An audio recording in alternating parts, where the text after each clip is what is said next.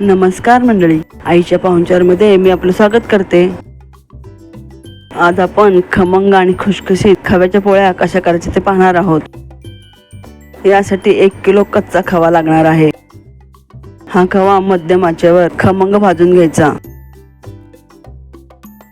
खवा भाजताना सतत परतत राहून खवा भाजून घ्यायचा, अन्यथा बुडाला लागून खवा करपू शकतो आणि त्याची चवही बदलू शकते। खवा छान लालसर रंगावर खमंग भाजून घ्यायचा। आता हा खवा भाजून झाला आहे। आता हा खवा पूर्णपणे थंड करून घ्यायचा। खव्याच्या बरोबरीने साखर घेऊन ती बारीक वाटून घ्यायची। आता थंड केलेला खवा आणि पिठी साखर एकत्र करून मिक्सरला लावून एकजीव करून घ्यायची। याप्रमाणे पूर्ण खवा आणि पिठी साखर एकजीव करून घ्यायची। हे खव्याच्या पोळीचे सारण तयार झाले। मंडळी, यापूर्वी मी वेगळ्या पद्धतीने खव्याच्या पोळ्या केल्या होत्या, त्याची लिंक मी डिस्क्रिप्शन बॉक्स मध्ये दिली आहे। आता या खव्याच्या सारणामध्ये 1 चमचा वेलची पावडर घालायची आणि हे सारण छान एकजीव करायचे। मंडळी, मी तुम्हाला आठवण करू इच्छिते की तुम्ही माझ्या चॅनलला पहिल्यांदा विजिट करत असाल तर सबस्क्राईब करायला विसरू नका। माझ्या येणाऱ्या पुढील रेसिपी पाहण्यासाठी नोटिफिकेशन बॉक्सवर क्लिक करा, जेणेकरून माझ्या रेसिपी तुमच्यापर्यंत पहिल्यांदा पोहोचतील।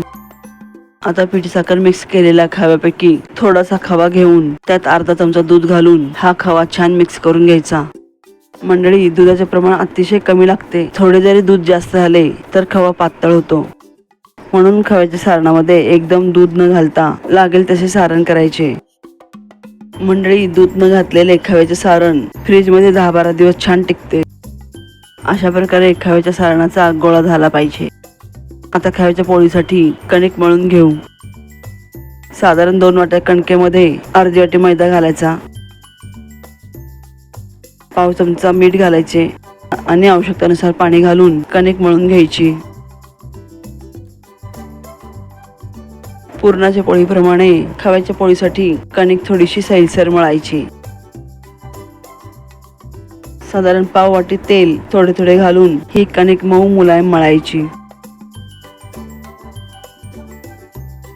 तेल घालून जसजसे आपण कणिक मळून घेऊ तसतशी कणिक छान मऊ होते।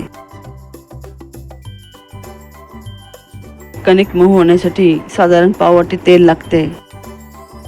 कणिक जेवढी छान मळून घेऊ त्याप्रमाणे पोळी लाटताना पोळीतील सारण बाहेर येणार नाही। आता पुन्हा थोडेसे तेल घालून ही कणिक 15 ते 20 मिनिटं मुरण्यासाठी झाकून ठेवायची।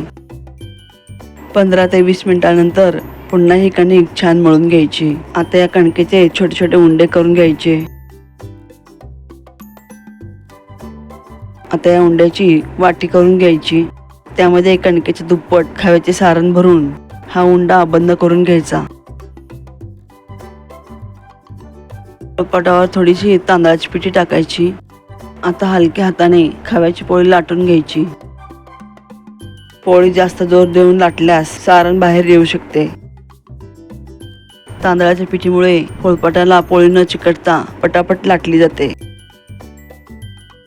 आता ही लाटलेली पोळी गरम तव्यावर टाकून त्यावर तूप सोडून दोन्ही बाजूने लालसर रंगावर खमंग भाजून घ्यायची।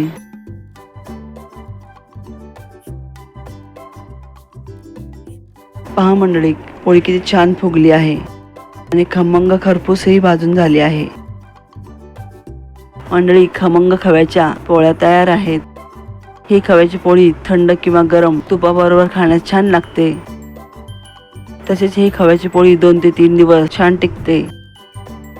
मंडळी, तुम्हाला ही रेसिपी आवडल्यास लाईक, शेअर, कमेंट आणि सबस्क्राईब करायला विसरू नका। पुन्हा भेटू एका नवीन रेसिपीसह। तोपर्यंत मस्त खा आणि स्वस्त रहा।